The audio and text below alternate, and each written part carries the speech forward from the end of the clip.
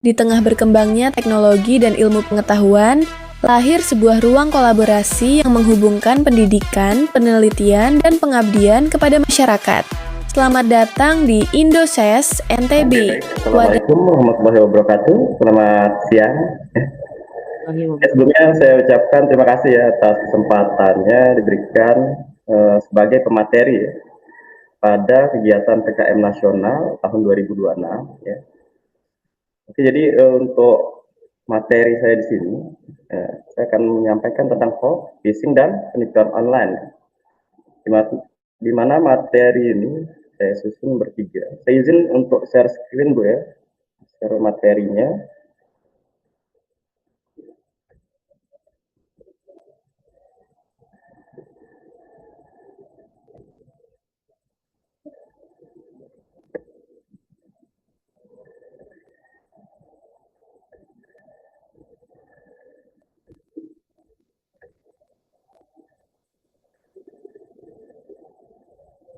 Oke, apa slide-nya sudah terlihat? Sudah, Bapak. Oke, saya lanjutkan ya.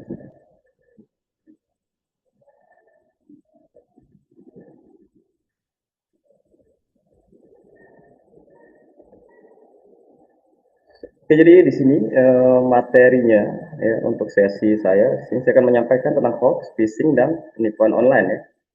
Di mana materi ini saya susun bertiga ya bersama Bapak Afrasim Yusta Eskom Mkom ya, dan Ibu Penny Hendriati Eskom Mkom ya, dari Universitas STT Ikom ya, dari sekolah tinggi ya, STT Ikom Cilegon ya.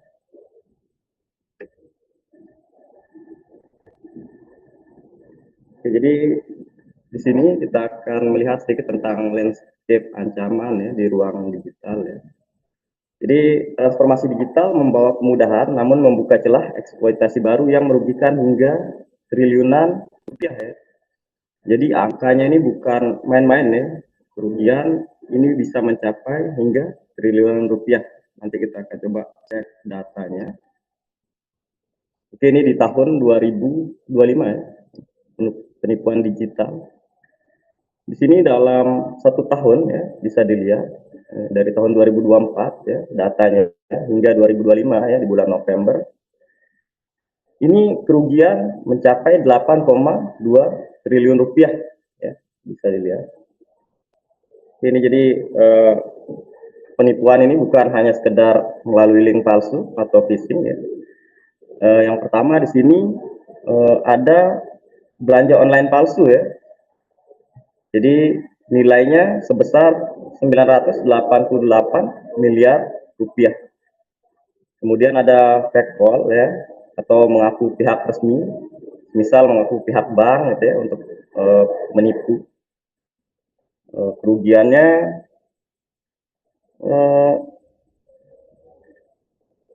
oke 31.298 ya. Ini jumlah kasusnya ya. Kemudian untuk investasi bodong ya, di sini hingga 1,09 triliun. Kemudian juga ada lowongan kerja palsu ya, sebanyak 619.000 ya, 394 kasus. Jadi untuk lowongan pekerjaan sendiri biasanya ini tidak dikenakan biaya ya. Jadi untuk lowongan pekerjaan palsu itu bisa kita kenali di mana pihak yang memberikan pekerjaan itu biasanya meminta uang ya. Sementara untuk lowongan kerja yang asli ini tidak ada pembayaran ya atau gratis ya. Kemudian penipuan melalui hadiah atau undian palsu ya yang biasa dikirim dari SMS atau WhatsApp ya. Kemudian banyak juga penipuan melalui media sosial. Ini kasus-kasusnya di sini ya atau datanya saya tampilkan ya.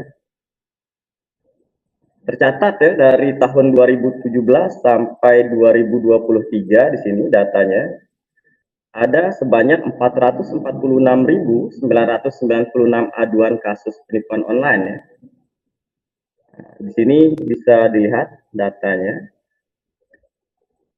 Kemudian di sini total kerugian ekonomi ya khusus untuk Indonesia yaitu mencapai 34,2 miliar US dollar ya. Ini data-datanya saya tampilkan. Oke, jadi tren ancaman cyber ya pada tahun 2024 hingga 2025. Jadi eskalasi serangannya meningkat sebanyak 300% dalam kurun waktu 2 tahun terakhir ya. Di mana anomali malware atau malicious software ya atau program jahat itu sebanyak 80% ancaman. Kemudian aktivitas phishing itu 26,7 juta kasus ya. Kemudian serangan ransomware sebanyak 514.000 insiden ya. Ini data dari BSSN ya, atau Badan Siber dan Sandi Negara. Dan Kominfo atau sekarang sudah berubah namanya menjadi Komdigi ya, Kementerian Komunikasi dan Digital. Ini data dari 2024 hingga 2025. Oke, di sini kita bahas sedikit ya tentang pengertian hoax ya. Jadi hoax itu adalah informasi yang direkayasa ya untuk menutupi fakta sebenarnya atau sekedar mencari sensasi guna memanipulasi emosi dan opini publik ya. Jadi tanda-tandanya nanti untuk berita hoax ya atau informasi hoax itu judulnya biasanya provokatif ya. Jadi judulnya seringkali nanti sensasional gitu ya, memancing amarah atau ketakutan supaya bisa viral biasanya. Terus kemudian meminta untuk segera disebarkan tanpa verifikasi terlebih dahulu. Jadi ini udah dibahas mungkin pada sesi sebelumnya. Sebelum kita melakukan share ya ke media sosial, sebaiknya harus diverifikasi terlebih dahulu ya apa yang akan kita share. Jangan sampai kita share atau membagikan informasi yang palsu ya. Sehingga nanti semakin banyak orang yang akan tertipu ya atau termakan oleh berita hoax yang kita share. Oke, kita lanjut slide-nya. Di sini ancaman phishing modern untuk tahun 2025 yang paling sering terjadi di sini ada email phishing ya. Ini notifikasi palsu dari bank atau e-commerce yang meminta login ulang untuk mencuri kredensial. Biasanya cara kerjanya di sini pihak penyerang gitu ya atau pelaku akan membuat website yang mirip ya dengan website bank gitu ya, seolah-olah website atau link yang mereka kirim adalah website asli ya dari bank atau resmi dari bank. Kemudian yang kedua di sini ada smishing dan APK ya, hal berbahaya yang menyamar sebagai undangan digital atau kurir via WhatsApp ya. Jadi ini sempat viral ya di sekitar tahun 2023 atau 2024 ya. Jadi kita seolah-olah dikirimkan resi dari pihak kurir gitu ya ke WhatsApp biasanya ya.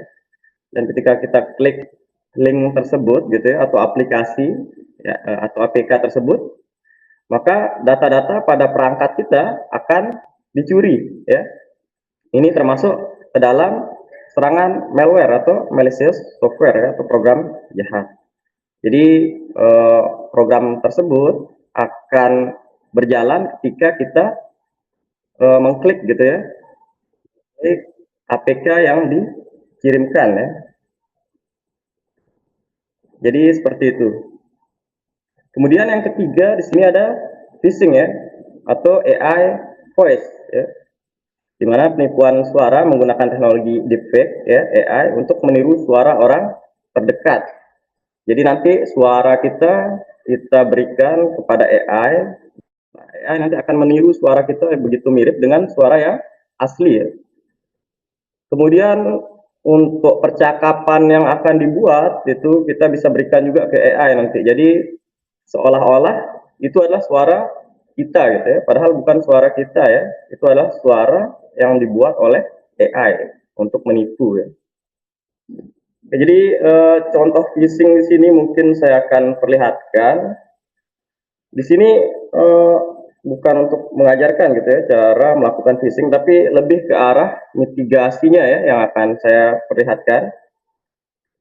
Jadi ketika kita tahu atau kita tahu cara penjahat ya melakukan penipuan atau tools apa yang digunakan oleh penjahat tersebut, kita bisa lebih meminimalisir atau mengantisipasi ya serangan mungkin yang akan dilakukan oleh penjahat tersebut gitu ya.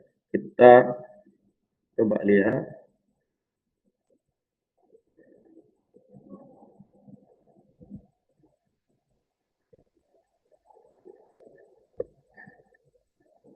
Oke, di sini akan saya share.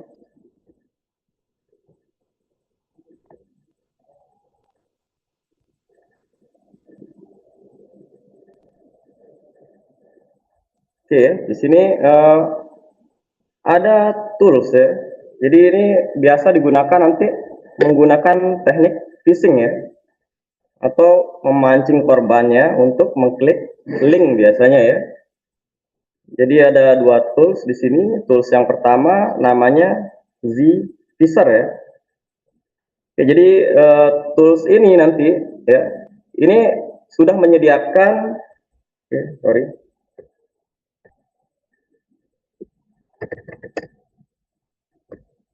jadi tools ini ya, sudah menyediakan website gitu ya, beberapa media sosial yang mirip dengan website aslinya gitu ya. Di sini ada daftar websitenya ya, ada Facebook, Instagram, Google, TikTok dan sebagainya ya. Ini media sosial yang populer yang biasa kita gunakan. Jadi ketika kita jalankan tools ini gitu ya, nanti ini toolsnya digunakan bersama dengan tunnel ya, agar nanti websitenya ini bisa online. Kemudian biasanya kalau sudah online, kita kirimkan URL-nya ke target ya, agar targetnya mengklik atau mengunjungi situs palsu yang disediakan oleh tools ini ya. Oke, jadi saya balik lagi, saya share lagi ya. Saya perlihatkan sedikit.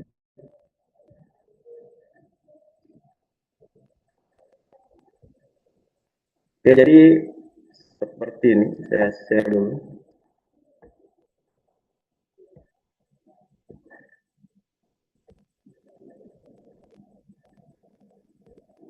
Oke, di sini contohnya saya menggunakan media sosial TikTok ya.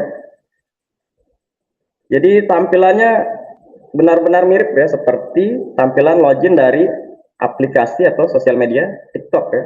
Nah, ketika nanti kita memasukkan username dan password pada website ini, maka username dan password kita akan muncul ya nanti ya, atau akan tampil atau akan disimpan dalam sebuah file pada tools yang kita gunakan tadi atau zipper. Jadi cara untuk memitigasinya mungkin sudah dijelaskan oleh pemateri sebelumnya, di mana kita tidak boleh asal sembarang mengklik link ya. Nah, jadi kita harus di sini untuk benar-benar memperhatikan link atau URL yang kita klik. Di sana kita harus mempelajari apakah URL atau link yang kita klik benar-benar URL atau alamat yang resmi ya dari sosial media tersebut. Itu tandanya sebelumnya sudah dijelaskan, nanti bisa kita lihat ya. Mungkin kalau linknya seperti ini terlihat acak gitu ya, kayak gini. Ini kan bisa kita kenali bahwa ini adalah link atau URL yang palsu ya, atau yang dibuat oleh penyerang.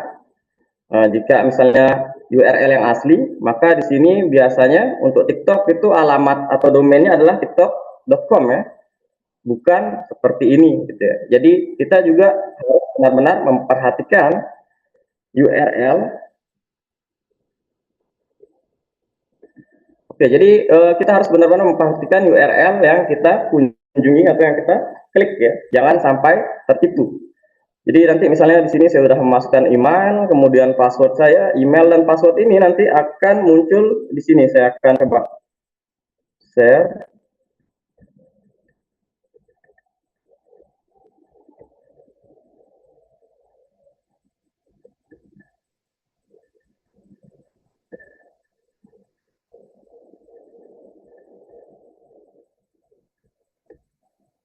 Bentar, ini ada masalah sedikit, sorry.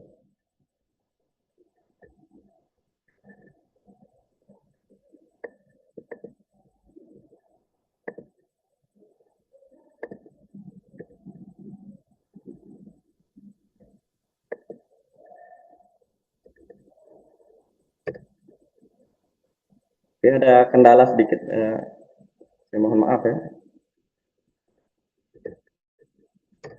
Sehingga untuk memperlihatkan ya bagaimana cara pelaku kejahatan melakukan penipuan ya. Jadi tadi kita harus benar-benar memperhatikan link atau URL yang kita klik atau kunjungi ya. Pastikan link tersebut atau URL tersebut adalah URL yang benar-benar resmi ya dari sosial media tersebut ya.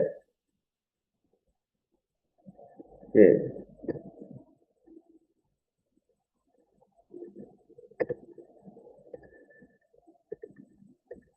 Bentar. Tadi ada kendala ya. Kita coba perbaiki dulu. Bentar.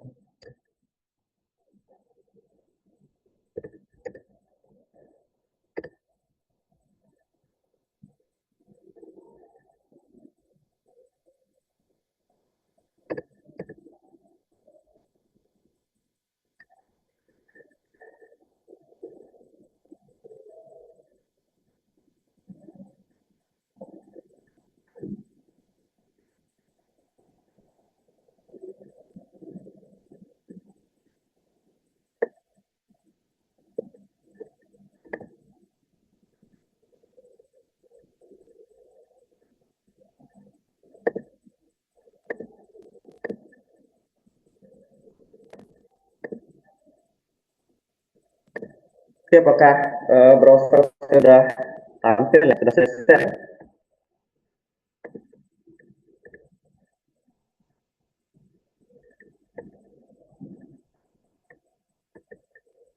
Bentar, saya copy dulu linknya.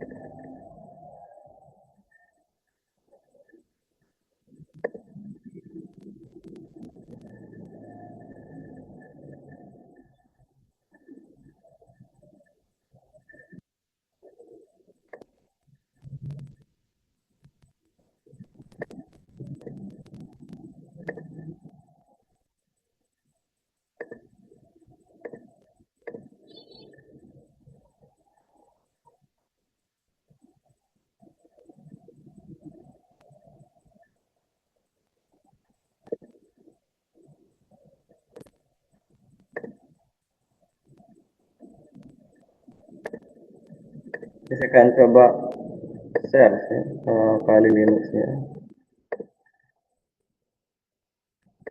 Oke, apa sudah terlihat ya Kali Linux-nya atau browser di Kali Linux-nya? Nah, ini adalah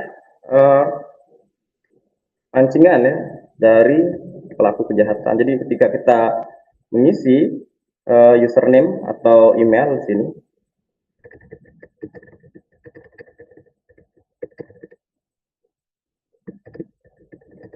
dan kita menekan tombol login gitu ya, nanti data kita akan tampil pada komputer penyerang ya. Kita bisa lihat di sini nanti. Oke, di sini sudah terlihat ya terminalnya. Ada akun di sana. Di sana benar ya email yang saya masukkan, kemudian juga ada password ya.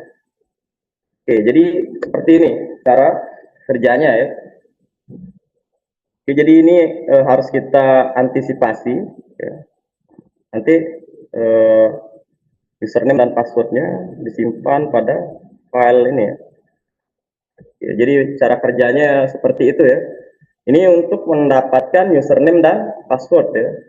Ini sosial media bisa jadi juga nanti misalnya penjahatnya membuat website yang mirip dengan website bank ya atau internet banking misalnya. Jadi kalau kita tidak pastikan dulu atau verifikasi, bisa jadi nanti akun bank kita bisa dicuri ya oleh penyerang ya. Jadi menggunakan teknik phishing seperti ini. Kemudian selain mencuri username dan password, teknik yang lain juga ya bisa digunakan untuk mengetahui posisi kita ya. Jadi penyerang ya ini bisa mengetahui posisi kita ya. Ini bisa dilakukan menggunakan aplikasi atau tools seeker ya seperti ini. Jadi tools-tools ini juga menyebar di internet ya, bisa di-download di GitHub ya. Jadi karena toolsnya ini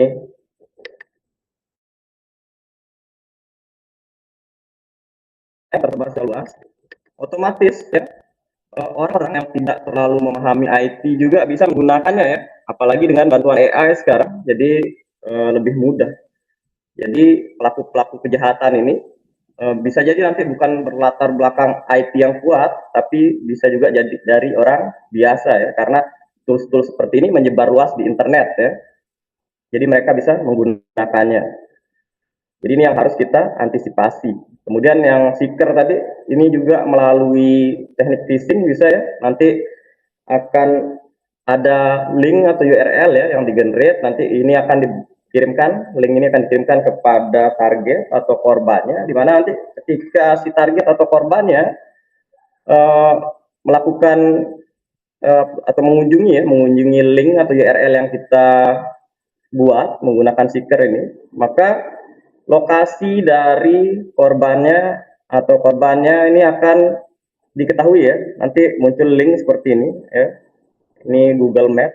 Jadi toolsnya menggunakan Google Map. Jadi kita nanti bisa mengetahui lokasi dari korban. Selain lokasi, di sini juga nanti ada informasi detail dari perangkat yang digunakan oleh korban ya. Nah, jadi seperti ini. Kemudian ini yang lokasi tadi. Jadi untuk melihat lokasi dari korbannya, kita bisa copy URL atau link di sini ya. Google Map ini kita copy ke browser. Saya coba share lagi ya. Di sini sudah ada yang saya buka. Jadi nanti akan terlihat seperti ini ya lokasinya ketika kita paste URL tersebut ya di browser ya. Ini lokasi kita atau lokasi korbannya ya yang berwarna merah. Jadi untuk memitigasi atau mencegah, jangan kita sembarang mengklik link ya atau URL gitu ya. Setelah kita klik, apalagi nanti kita diminta persetujuan oleh sistem untuk mengizinkan akses lokasi atau GPS ya. Ketika kita mengizinkan ya, otomatis lokasi kita akan terlacak seperti ini gitu ya. Jadi kita harus benar-benar hati-hati gitu ya, jangan asal klik. Jadi seperti itu.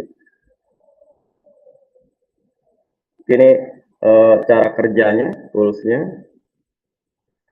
Saya lanjutkan lagi ya.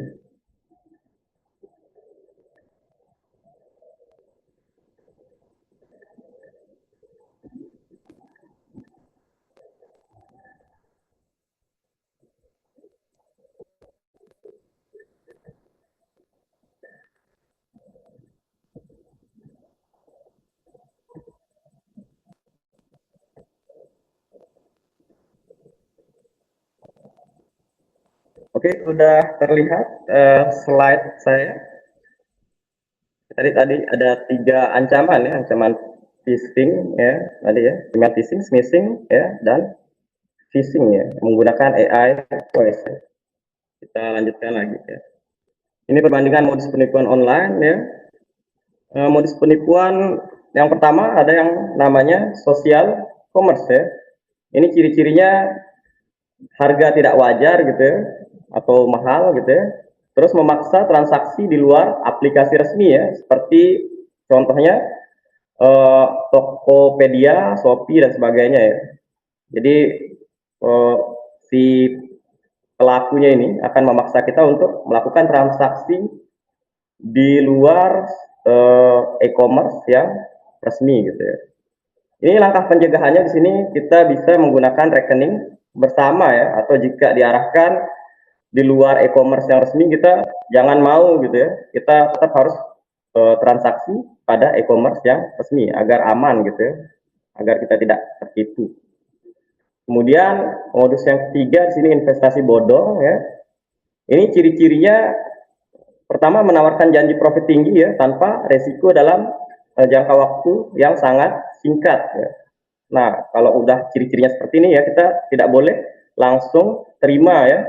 Jadi harus kita cek dulu di sini langkah pencegahannya. Nanti bisa dicek di situs atau website OJK ya, Otoritas Jasa Keuangan.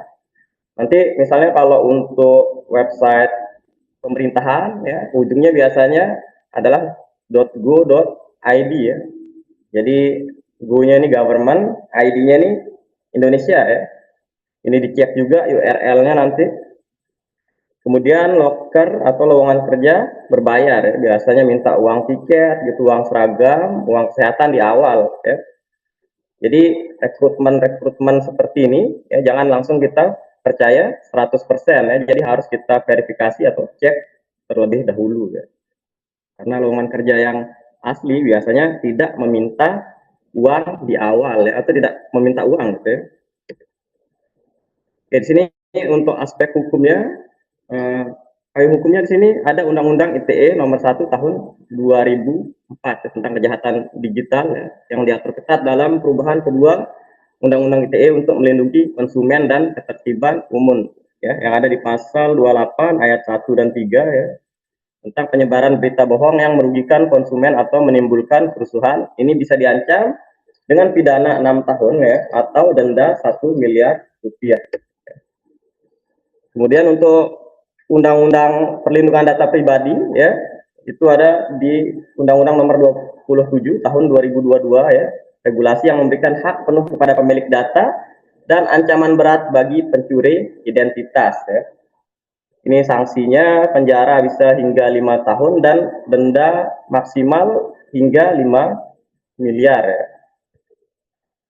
Kemudian di sini ada strategi keamanan yang sebelumnya sudah dibahas juga oleh pemateri sebelumnya ya.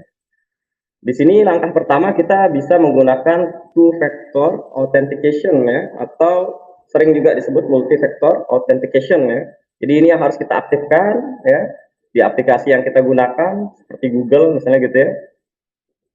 Jadi password aja ini tidak cukup gitu ya. Jadi harus kita tambahkan ya keamanan lagi ya, MFA atau 2FA ya.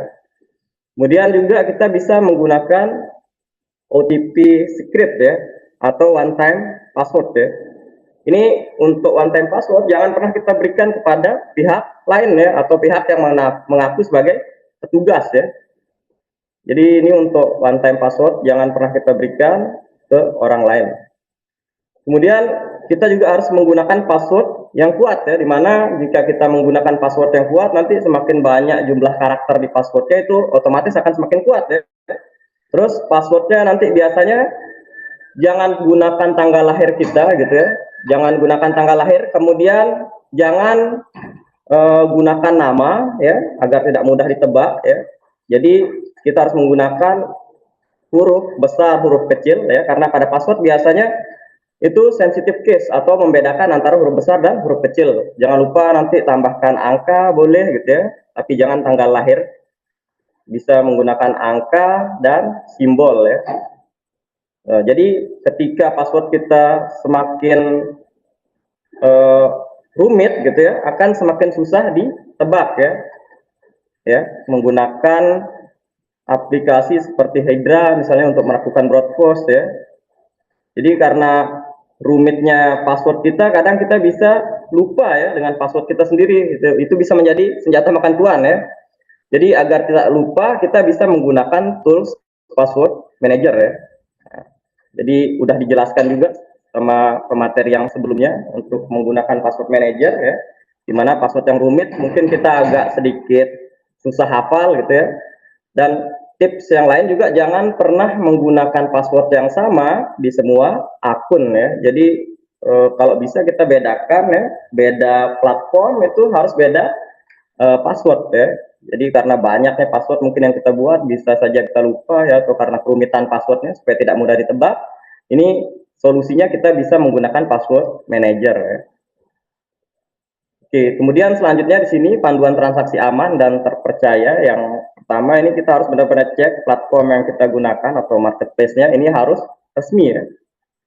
Hindari transfer langsung ke rekening pribadi penjual ya, karena ini bisa membuat kita tertipu ya. Pastikan kita menggunakan rekening bersama ya. Terus di sini langkah yang kedua kita bisa cek rekening ya nanti melalui portal cekrekening.id ya sebelum melakukan transfer ya. Di mana rekening-rekening nanti yang sudah terdaftar mungkin sering melakukan penipuan ya pasti bisa dicek nanti melalui cekrekening.id ya terlihat di sana nanti di situs cekrekening.id. Kemudian jangan lupa nanti di langkah yang terakhir kita selalu simpan screenshot chat ya, iklan atau bukti transfer yang pernah kita lakukan. Ini bisa digunakan sebagai barang bukti ya. Misal kita nanti tertipu. Ini langkah darurat ya pasca insiden atau setelah insiden. Yang pertama di sini kita bisa isolasi akun kita ya. Jadi kalau merasa akun kita sudah tidak aman, kita harus segera mengganti password atau logout ya dari semua perangkat yang aktif ya. Kemudian jika nanti misalnya rekening bank kita rasa sudah tidak aman, kita bisa melakukan blokir akun ya ke bank yang kita gunakan. Kemudian langkah selanjutnya kita juga bisa lapor ke otoritas atau pihak yang berwenang ya. Bisa lapor ke patrolisiber.id ya atau kepolisian terdekat ya dengan bukti lengkap. Makanya tadi kita harus melakukan screenshot gitu ya percakapan atau chat yang pernah kita lakukan gitu ya. Kemudian bukti pembayaran supaya bisa menjadi barang bukti ya ketika kita melapor ke otoritas yang berwenang. Oke, jadi di sini kesimpulannya ya, perkembangan teknologi digital memberikan banyak manfaat, namun juga meningkatkan risiko kejahatan siber seperti hoax, phishing, pencurian data, dan penipuan online. Ya. Hoax biasanya menggunakan judul provokatif dan mendorong penyebaran tanpa verifikasi, sedangkan phishing dilakukan melalui email palsu, pesan WhatsApp berisi APK berbahaya, hingga penipuan suara berbasis AI ya, atau disebut phishing ya.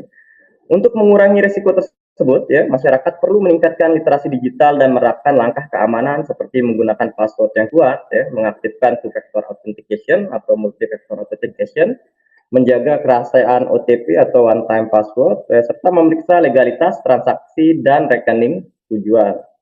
Selain itu, Indonesia telah memiliki payung hukum ya melalui Undang-Undang ITE nomor 1 tahun 2024 dan Undang-Undang Perlindungan Data Pribadi ya nomor 27 tahun 2022 untuk memberikan perlindungan hukum terhadap korban dan sanksi bagi pelaku kejahatan digital ya. Yang terakhir kesadaran, kewaspadaan dan verifikasi informasi sebelum membagikan atau mempercayai ya menjadi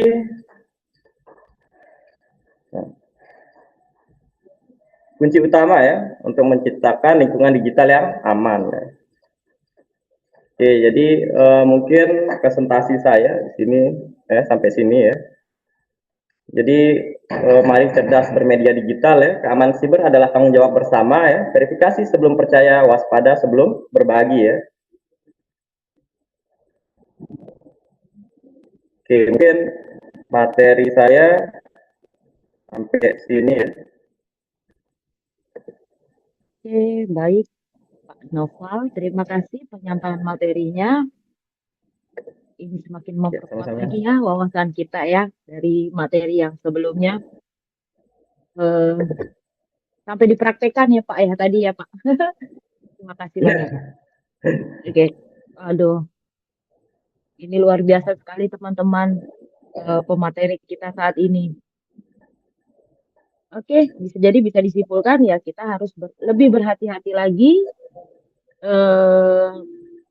karena hoax, phishing atau penipuan online itu tidak sekarang sudah tidak hanya dari SMS atau email atau WA ya, tapi dengan suara juga ya Pak Noval ya, seperti yang tadi disampaikan Ya, kan, ya, bising ya, dengan suara AI. dengan suara, iya, Bisa dengan suara meniru AI. suara kita gitu ya.